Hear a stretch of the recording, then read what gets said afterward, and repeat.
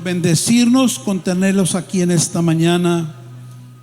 Créame que si usted abre su corazón a Dios, Él va a entrar ahí. Quiero ir a la palabra de Dios, Lucas capítulo 7, verso 11 en adelante. Dice de esta manera la enseñanza de hoy. Lucas capítulo 7, verso 11 en adelante. Aconteció después que él iba a la ciudad que se llama Naín. Está hablando de Jesús. E iban con él muchos de sus discípulos y una gran multitud. Cuando llegó cerca de la puerta de la ciudad, he aquí que llevaban a enterrar a un difunto, hijo único de su madre, la cual era viuda. Y había con ella mucha gente de la ciudad. Y cuando el Señor la vio, se compadeció de ella y le dijo: ¿qué cosa? Llores. Y acercándose, tocó el féretro, y los que lo llevaban se detuvieron. Y dijo: joven, a ti te digo, levántate.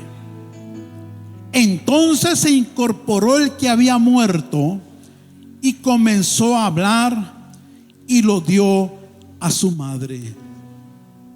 Esto es la palabra de Dios. Voltea con la persona que está a un lado, dile: no llores. Puede tomar asiento en esta hermosa mañana.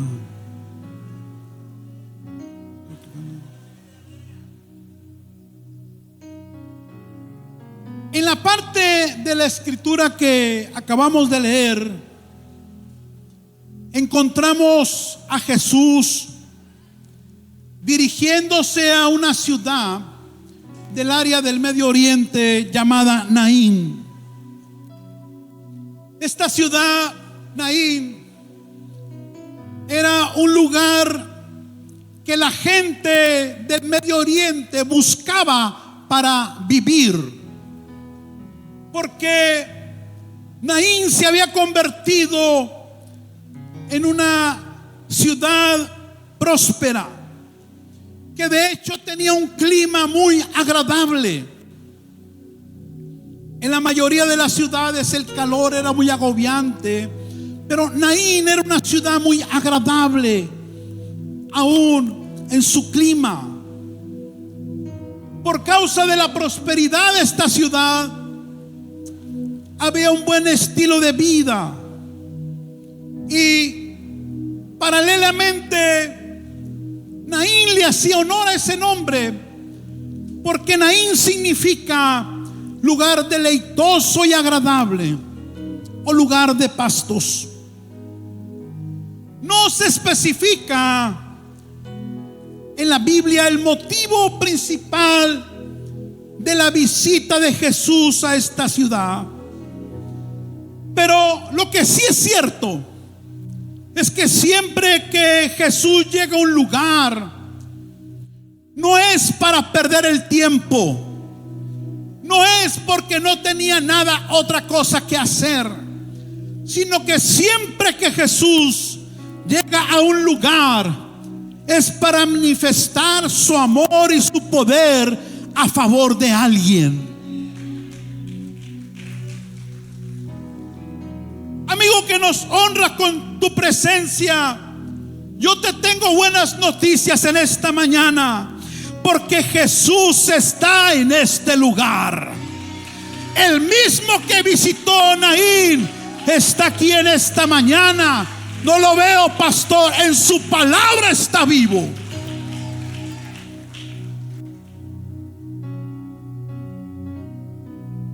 En Lucas 7:12, siguiendo con la historia, dice que cuando llegó cerca de la puerta de esta ciudad, dice: he aquí que llevaban a enterrar un difunto, hijo único de su madre. Y el escritor de la Biblia hace una observación interesante. Dice que esta mujer que llevaba a enterrar a su hijo, que era el único que tenía, también era viuda. Y había con ella mucha gente de la ciudad que la acompañaba en este tiempo de muerte en su vida. La Biblia destaca precisamente el encuentro de Jesús con esta mujer, que no se le identifica por su nombre, sino por la condición en la cual ella vivía. Y creo yo nadie quisiera llevar ese título. Era viuda. Una vez más, esta mujer vuelve a pasar por una situación que ya había pasado en su vida, porque llena de dolor, probablemente todavía llorando la muerte de su marido, ahora va a enterrar también a su hijo, que era el único que tenía. Volvía a caminar por el mismo camino del dolor y sufrimiento que ya había caminado anteriormente. Primero al llevar a su esposo a enterrar, ahora a su hijo también. Todos los que hemos perdido un ser querido, cercano, creo no podemos identificar un poco con lo que esta mujer por segunda ocasión estaba experimentando en su vida.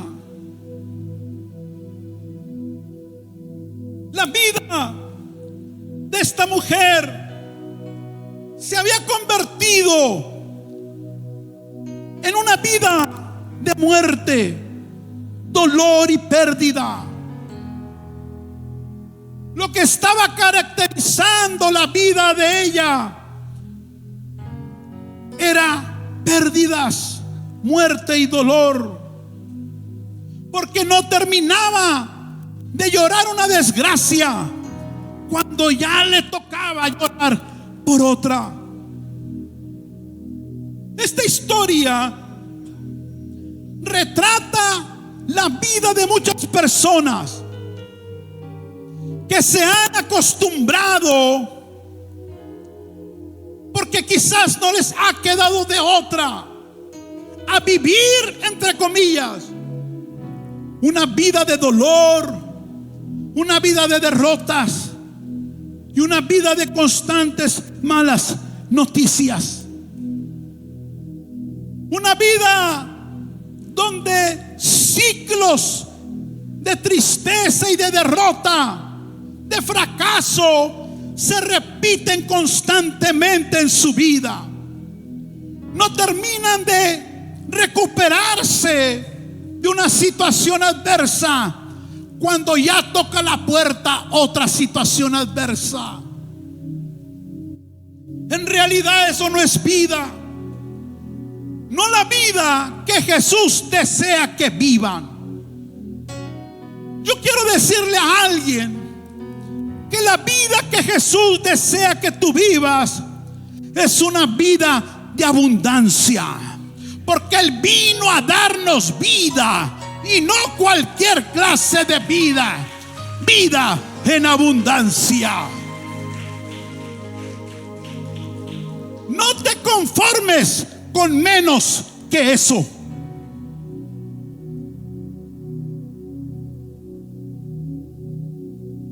No se suponía que la vida de esta viuda debería ser así.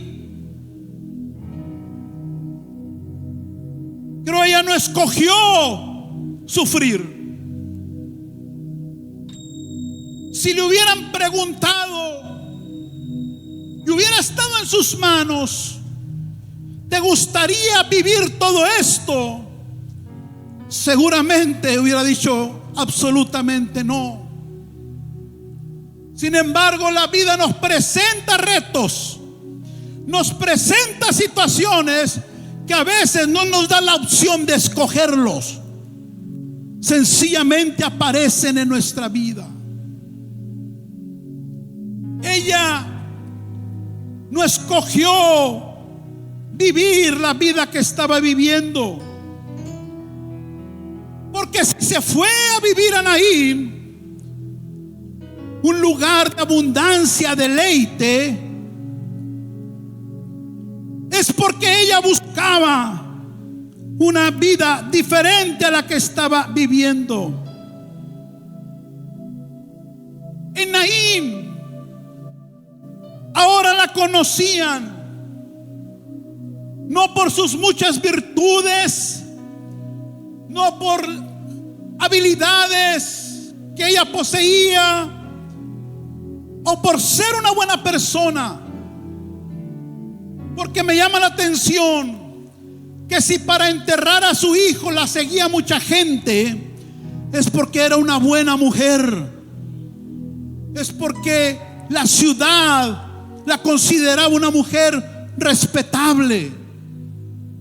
De paso sea, lo que yo siembro cosecho. Y si a esta mujer la seguía la ciudad en ese tiempo de dolor, me da a entender que era una buena mujer, me da a entender que era una buena vecina, me da a entender que era una buena trabajadora donde quiera quizás que trabajara, me da a entender que era alguien honorable en su ciudad. Sin embargo, no la conocían por ello, sino más bien como alguien que todo lo bueno que aparecía en su vida o tocaba en sus manos se le moría.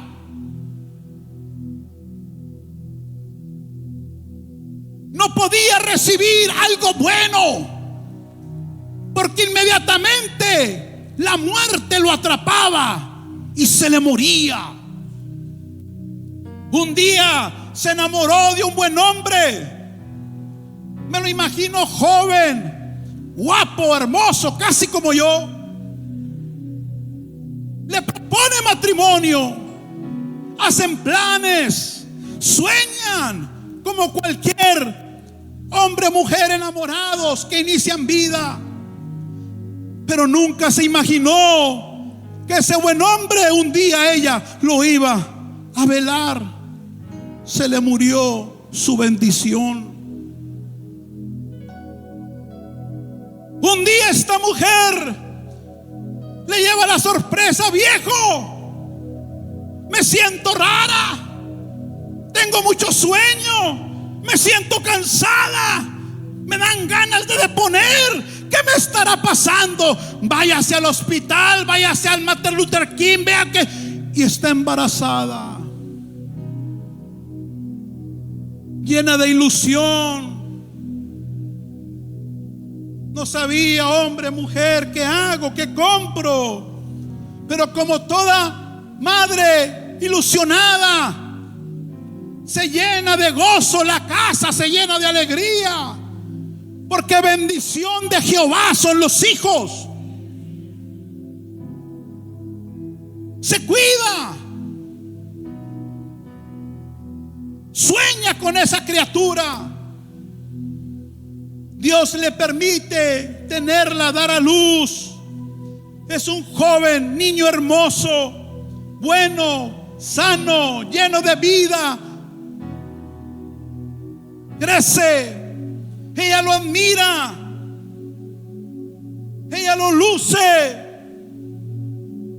Y quizás cuando está a punto él de graduar de su escuela, lo visita la muerte, y esa bendición también se le muere. Todo lo que tocaba se le moría. Todo lo bueno se le escurría de las manos. Un día no tenía ninguna preocupación por pagar renta, por comprar alimento, pero de pronto la fuente principal de la provisión ya no estaba. La prosperidad financiera se le murió junto con su esposo. Todo lo que tocaba se le moría.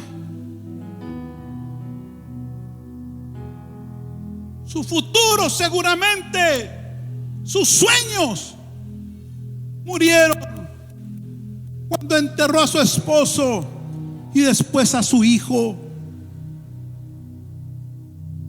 Me imagino yo que cuando iba a enterrar a su único hijo, en su mente ella iba pensando: ¿por qué no fui yo? ¿O por qué no me muero yo también de una vez?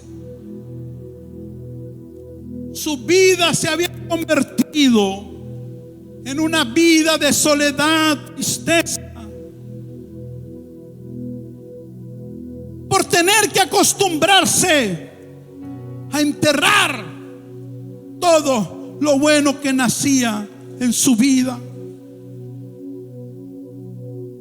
Lo que tocaba se le moría, lo que alcanzabas no le rendía, le fracasaba.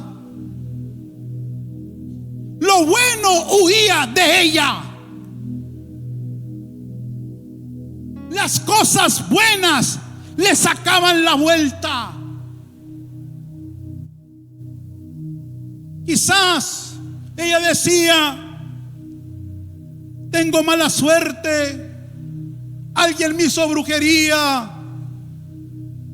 o un término más vulgar, pues estoy salada, sin encontrar una causa, una razón de esa vida de dolor, de muerte y tristeza. Yo no sé, amigo que nos acompañas, cuál es tu nombre, pero si tu vida ha estado marcada por la adversidad o el dolor, en realidad es así como te llamas, y quizás también como te miras. Cuando te miras en el espejo, a tu mente no viene tu nombre que te pusieron tus padres. Cuando te miras en el espejo, quizás ves fracaso, derrota, malas decisiones, una vida miserable, una vida que no deseo vivir. Pero hoy Dios quiere que te dejes de ver como una derrota.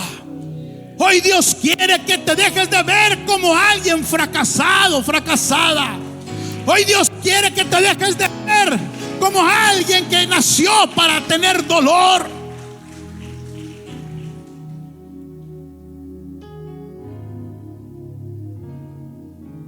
Fue precisamente así como Jesús encontró a esta mujer. Me llama la atención que no fue la mujer la que buscó a Jesús, sino que fue Jesús la que personalmente buscó a la mujer. Y eso cambia muchas cosas. Y yo quiero decirte que Jesús te anda buscando a ti. Algunos hace años que los anda buscando, algunos hace meses que los anda buscando. Pero hoy vas a tener un encuentro con el Dios vivo y verdadero, que puede cambiar tu lamento en danza, tu tristeza en alegría, tu fracaso en un testimonio. La encontró llorando, yendo a enterrar una vez más algo en su vida. que en esta ocasión no era algo, era alguien, su joven, amado y único hijo. Es en esa crisis, quizás total, es en ese momento más bajo quizás en su vida, es en ese punto donde todo le hablaba para que renunciara incluso a vivir. Es en ese momento donde no había una luz para ella que le diera nueva fuerza y esperanza, que se le atraviesa Jesús. Su vida estaba a punto de cambiar. Sus días de luto estaban a punto de llegar a su fin. Su temporada de malas noticias estaba por ser cancelada. Yo no sé si vine a hablarle a alguien en esta mañana. Quiero profetizarle a alguien que eso mismo Jesús quiere hacer en tu vida. Hoy se cancela la temporada de fracaso en tu vida.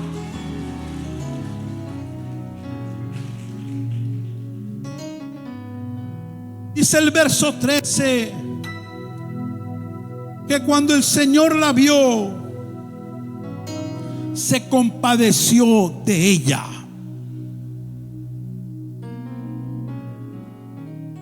La gente,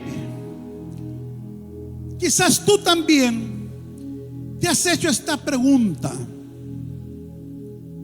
¿por qué Dios no intervino en la violación de ese niño? ¿Por qué Dios no intervino en esa tragedia? ¿Por qué Dios permite el dolor aquí y el dolor allá? Pero este verso te da una respuesta. Porque si esa mujer no ha estado en ese momento, en ese lugar, Jesús no la hubiera visto a ella. En otras palabras, Dios no puede ayudar a nadie que no le sea visible a Él. Dios te tiene que ver para poder bendecirte.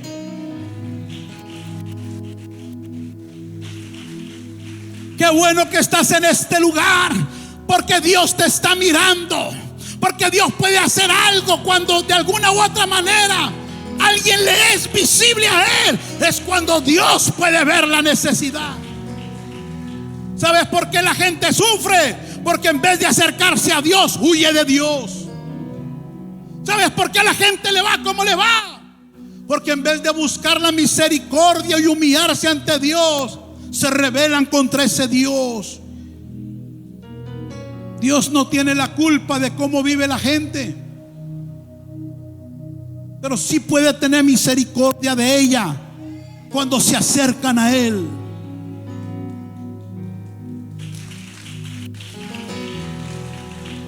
Nos creemos más buenos que Dios. Y en mi vida en Cristo he escuchado quizás miles de personas renegar de la vida, renegar de cómo les va, maldecir acá, maldecir allá. Pero es tanta la soberbia que no toman un segundo para verse para adentro cómo están ellos delante de Dios. Jesús la vio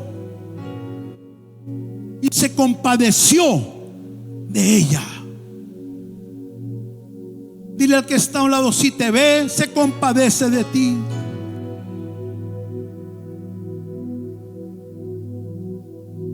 Y dice algo el Señor: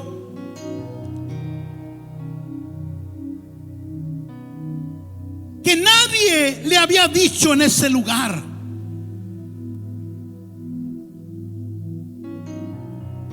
Le dice algo que tampoco nadie podía decirle. Porque la respuesta o lo que normalmente se hace cuando alguien está pasando por un luto, por una pérdida, que quizás ni uno mismo ha pasado por ella. Lo más políticamente correcto es no digas nada. Si a usted se le ha muerto alguien cercano, un amigo, va y lo visita, su sola presencia le dice muchas cosas. O unas palabras: estoy aquí para ti. Pero Jesús no le dice eso. Jesús no la conforta solamente. Jesús no le echa el brazo y la consuela. Jesús como que no toma consideración de las lágrimas de esta madre. Porque se le dice no llores, es porque estaba llorando. Sino que le dice algo que pudiera sonar ofensivo, que pudiera sonar como una persona insensible. Y cuando la ve y le habla, le dice: no llores. ¿A quién se le ocurre decir no llores? ¿Que no estás viendo, Jesús, lo que ya está pasando? Está yendo a enterrar a su único hijo. A lo mejor tú le pides que no llore porque no sabes que se le acaba de morir hace poco su marido. ¿Cómo se te ocurre decirle eso? Ser tan insensible al dolor de ella. Probablemente más de uno pensó eso cuando mira que Jesús le dice: no llores. Sin embargo, el único que puede no solo compadecerse y consolar, sino también transformar el dolor en la alegría, lo muerto en una resurrección y la tristeza en gozo, es el mismo que está hoy aquí en esta mañana: Jesús el Cristo.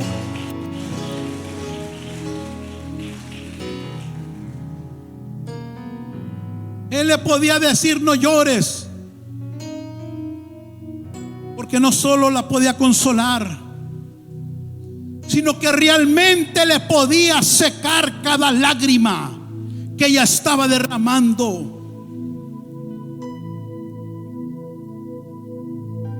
No sé qué tanto te identificas tú con la vida de esta mujer, pero lo aceptes o no, todos en un punto de nuestra existencia hemos padecido pérdidas, pasado por derrotas, muertes o fracasos, algunos de los cuales nos marcaron para un antes y un después en la vida. Nos dejaron dolor, tristeza y a lo mejor la causa de la amargura o el rencor. Porque el ser humano está expuesto a eso en esta vida. Quizás pasaste por una relación que murió y te hirió el corazón.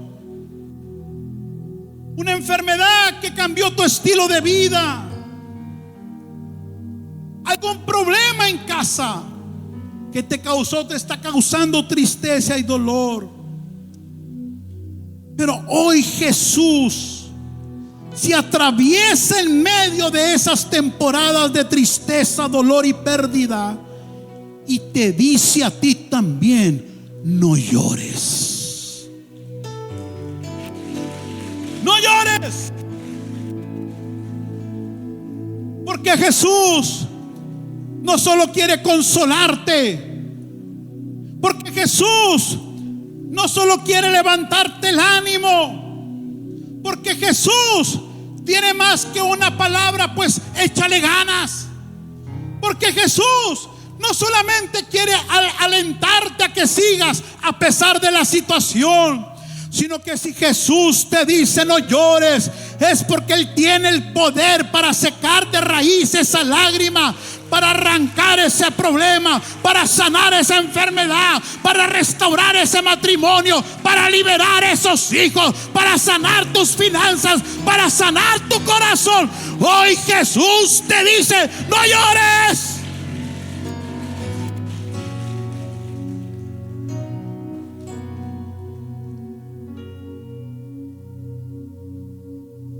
Inmediatamente después, Jesús se acerca ahora al féretro. Primero le habla a la madre en el capítulo verso 13, pero en el verso siguiente ahora le habla al féretro. Y acercándose, tocó el féretro, el ataúd, y los que lo llevaban se detuvieron. Porque Jesús tiene poder para arrestar a todos aquellos que te están llevando a la muerte.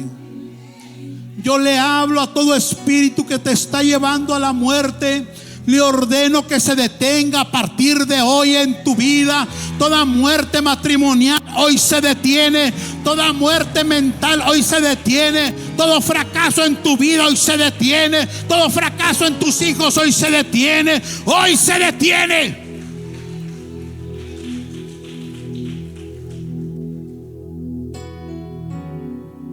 Y los que lo llevaban se detuvieron. Y dijo: joven, a ti te digo, levántate.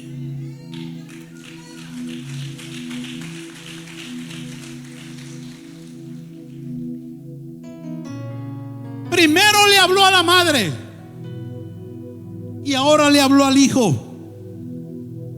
Porque para que Dios resucite algo muerto en ti, primero te tiene que hablar a ti. Porque para que Dios le dé vida a algo que se ha muerto en tu vida, primero tienes que creer tú que Cristo puede levantar lo muerto que hay en tu vida y darle vida y vida en abundancia.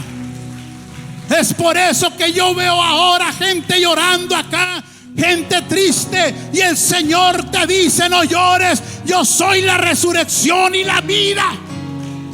Si tú puedes creerlo, ese muerto va a resucitar. Si tú puedes creerlo, ese imposible hoy va a ser posible.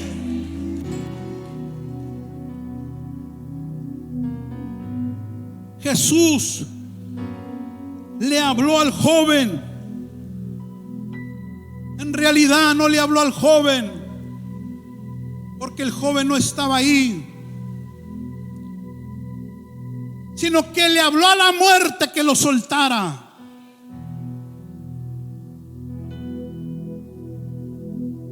Y cuando la muerte suelta algo, le vuelve la vida.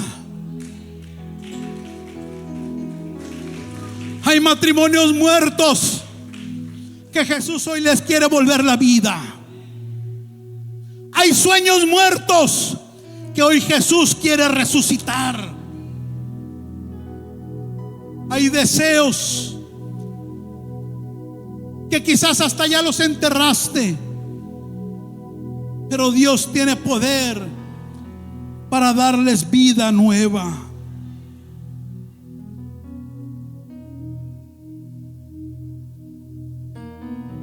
Él quiere tocar lo muerto en ti, tocándote y hablándote primero a ti.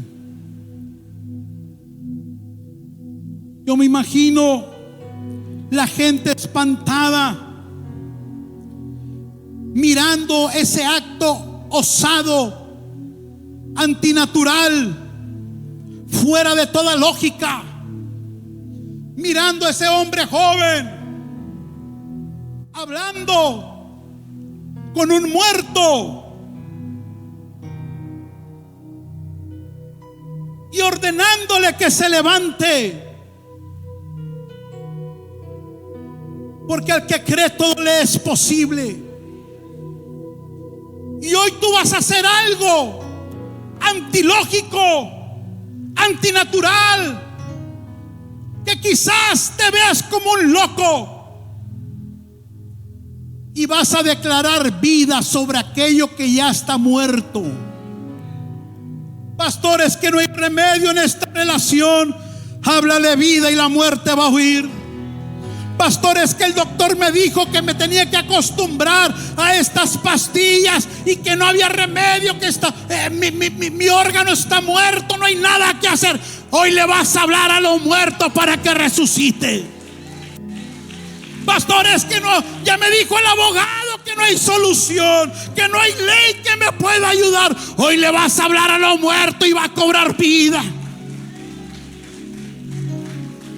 Yo no sé si alguien quiera ver resurrección en su vida. Pónganse de pie, por favor.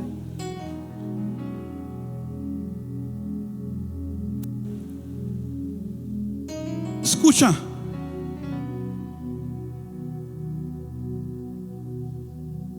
Fue cuando Jesús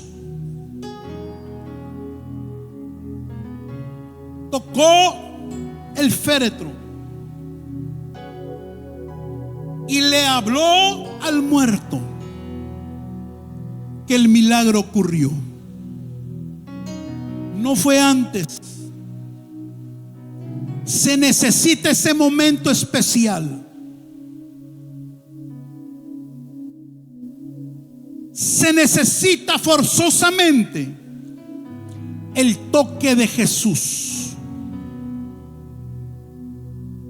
Pastores, que yo busco a Dios en mi casa por internet. Necesitas el toque de Jesús. Es que yo creo en Dios a mi manera. Necesitas el toque de Jesús. Es que yo no le debo nadie a nadie. Necesitas el toque de Jesús, que rompa el orgullo, la soberbia, la altivez de espíritu, todo pensamiento de engaño que hay en tu vida. Los milagros que hace Jesús solo ocurren cuando yo dejo tocarme por Él. Si Jesús no toca el féretro y le habla a la muerte, esta mujer hubiera seguido esa vida miserable de muerte, dolor y tristeza. Porque la historia termina como a Jesús le gusta terminar las historias. ¿Sabe? En Disney todas las historias terminan bien, pero se las copiaron a Jesús, porque en Jesús todas las vidas terminan bien.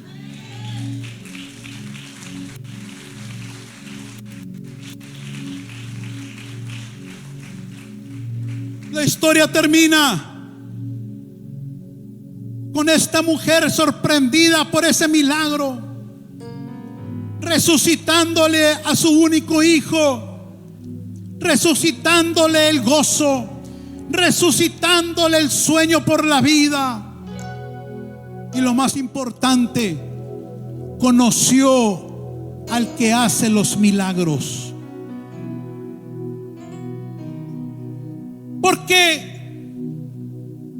déjame advertirte algo, por favor. Dios tiene poder para hacer el milagro que tú estás necesitando.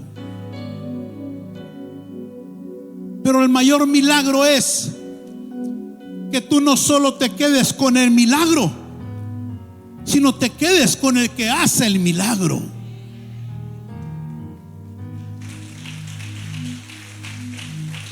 Porque esto es matemático. Cientos de personas vienen a nuestros retiros cada año. Dios las libera de drogas, de alcohol, de suicidio, de muerte, de toda la maldad donde ellos han provocado u otros a sus vidas. Pero muchos de ellos reciben el milagro y se van con el milagro, que casi siempre lo vuelven a perder, porque el único que puede sostener un milagro es el que lo dio. Dios le restaura el matrimonio, se alejan de Dios porque creen que esto es como venir con el brujo de la esquina, y a final de cuentas pierden su milagro y se quedan sin Dios. Dios le libera al hijo que se iba a suicidar, pero se olvidan de quién hizo el milagro y creen que el milagro es lo único que Dios les quiere dar, sin entender que es sencillamente una invitación a quedarse con el Dios que hace el milagro.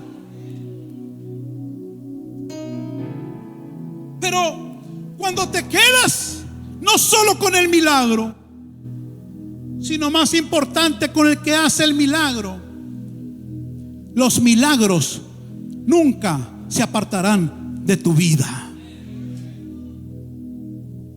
Tu vida será una vida en lo sobrenatural, porque cuando haya la necesidad de que Dios vuelva a hacer algo que nadie más puede hacer, si lo tienes a Él, tendrás tu milagro una vez más. Así que en esta mañana yo quiero invitar a alguien que nos acompaña, que no ha aceptado a Cristo en su corazón, que se está acercando a uno de nuestros grupos, que quiera que Jesús toque su vida para que se desate el milagro de la resurrección. Mucha gente escuchaba a Jesús, pero no todos se llevaban a Jesús y al milagro.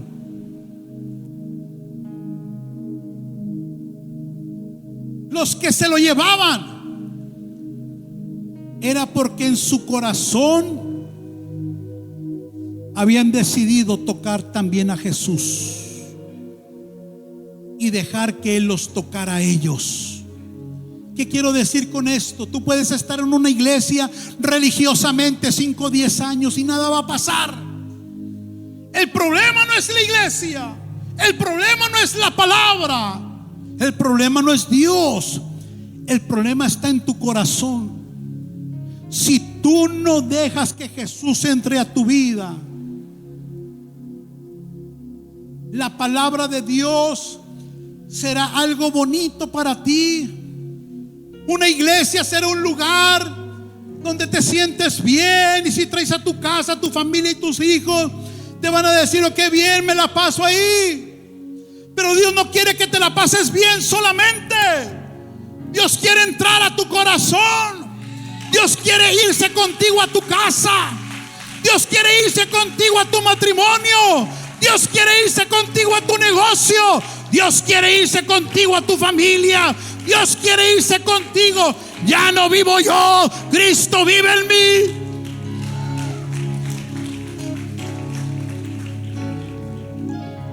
Y eso cambia la perspectiva en tu vida, quiera Dios, de creer que esto es una religión. No es que yo no voy a las iglesias porque ahí me sacan dinero, pero cuando la amante te sacaba todo, no decías nada. ¿Sabe? Me entristece porque no lo veo una vez, lo veo seguido. Voy a la marqueta a comprar algo, y aquí en el barrio a la Superior, a la Food for Less, y un viernes por la noche,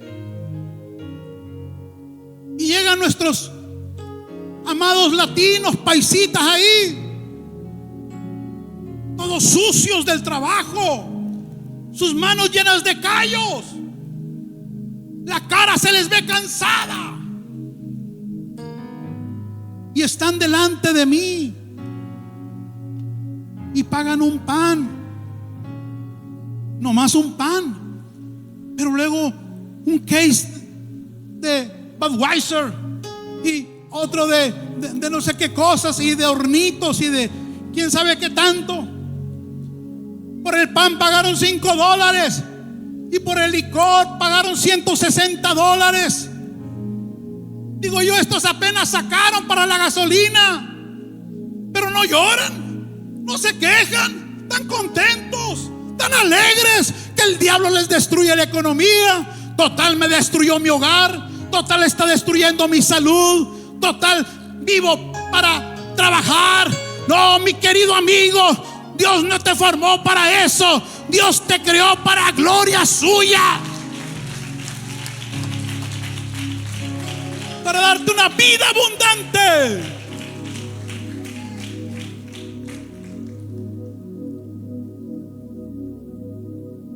¿Quién desea que Jesús lo toque en esta mañana? Te invito a este lugar.